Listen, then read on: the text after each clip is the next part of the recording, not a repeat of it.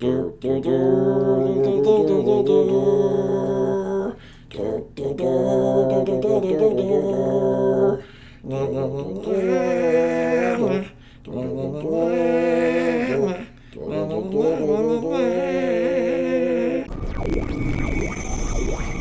is up, space pirates? This is your Admiral, the endlessly edgy Dr. Disaster. And you guys may remember that a few months ago I made a few videos talking about Superman when it came out in theaters this past summer, talking about this sort of thing here, where it sounded like James Gunn was embracing progressive politics and trying to lecture people into being nice. Treating other people like dirt is every New Yorker's God-given right. First of all, let's be real here. This is not the politics of kindness anyway that he's trying to persuade you to be. These are people who advocate for political violence, and if you don't believe me, Jay Jones, the candidate for Attorney General in Virginia, would like a word. But beyond that, there were some people out there who doubted that actually James Gunn was embracing this progressive stuff. But the follow-up to Superman in his new DC universe, Peacemaker Season 2, that was the follow-up. That show has been chock full of messaging about how actually current-day America is basically just white supremacy. James Gunn looked around at modern America, saw normal people, and pointed at them and said, "Nazi!" But what is hilarious is seeing the backlash to this asinine attitude. As you can see from this headline here, Peacemaker's ratings for Season 2 have absolutely cratered despite James Gunn announcing that it ties in with the new DC universe. People are sick and tired of the same freaking message in every bit of entertainment that we consume. Can these idiots actually even think of a different kind of villain? I'm so sick of these people. You know, oh! But here is the news that really warms my black heart.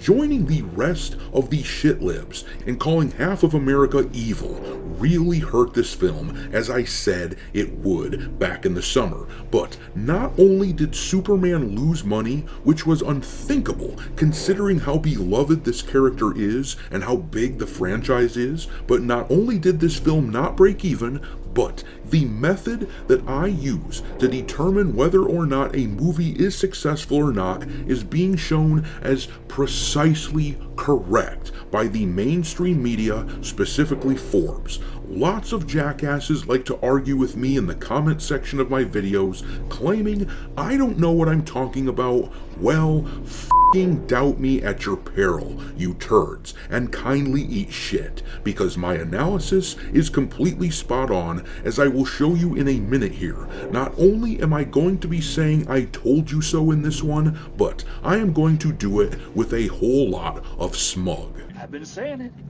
I've been saying it for 10 damn years. Ain't I been saying it, Miguel? Huh? I've been saying it.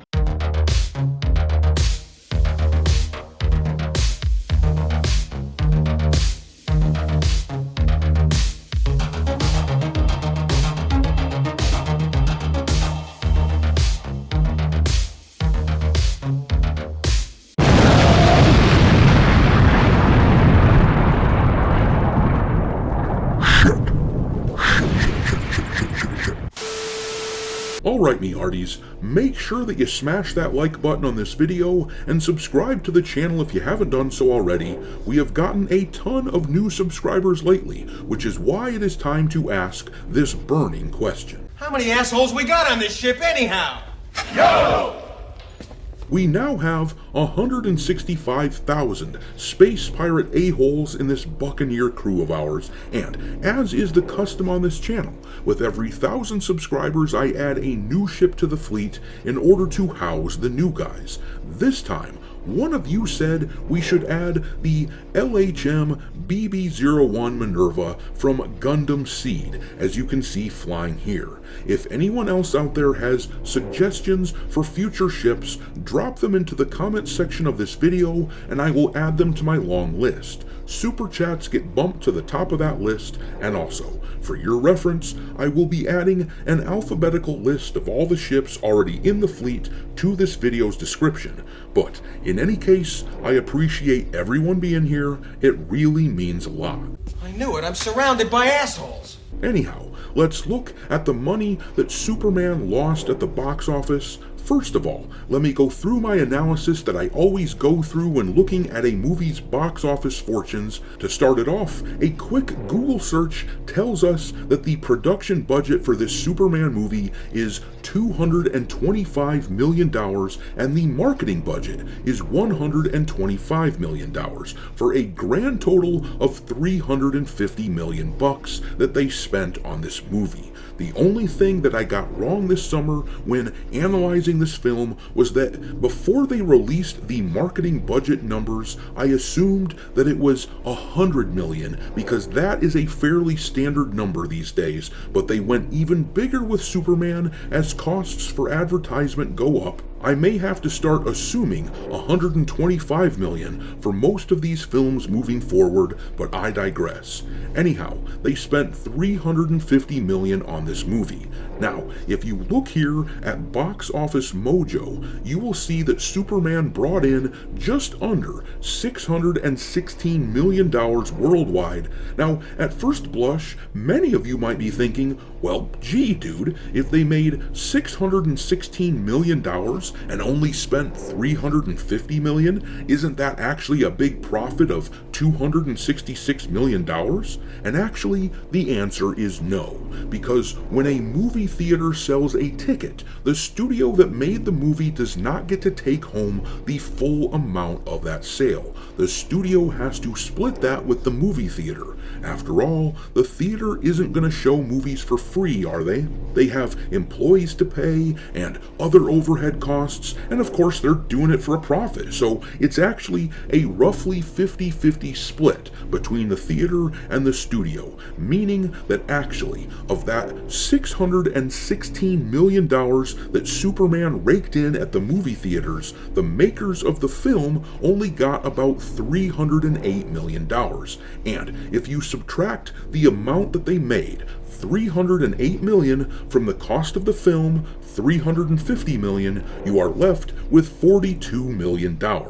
Now, read this headline with me and you can see why I am feeling so utterly smug. Forbes claims James Gunn's Superman lost money in theatrical run. Report alleges DCU premiere $42 million short of profitability. Forbes themselves agrees with the method that a bunch of us YouTubers use to analyze how a film is doing. So the next time that you see one of these media shills or some idiot in the comment section of a video like this one saying that actually this sort of analysis is wrong, you can point out that behind closed doors, even the mainstream media uses this method of analysis for a film. They know that this is how it all works, and if they are pretending not to understand or not to agree, then it is simply complete ignorance, or it is intentional ignorance in order to protect their corporate masters.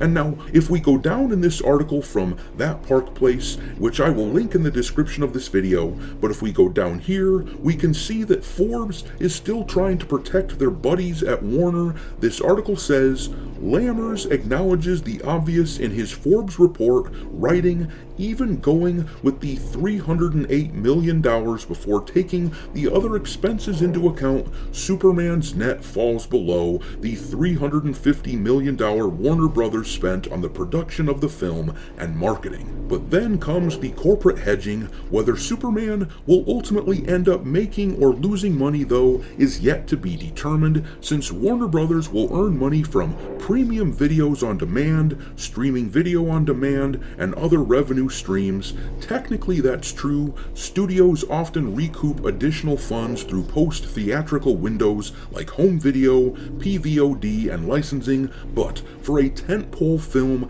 designed to launch a new cinematic universe, needing home sales to break even is an unmistakable sign of underperformance. In modern Hollywood economics, theatrical profit isn't optional. It's the foundation that justifies everything else. When a film of this size falls short in theaters, no amount of post-run trickle revenue can change the optics. And that's exactly correct. This movie was meant to kickstart an entire cinematic universe, meant to compete with the MCU. Limping along to profitability in your beginner movie is not what they want to see, and it should not have happened with a character as iconic and well-loved as Superman. He means an awful lot to a bunch of people out there, and they decided to modernize, at least in the eyes of Hollyweird, this character. And if there was ever any doubt that this new DC universe was going to be woke as shit,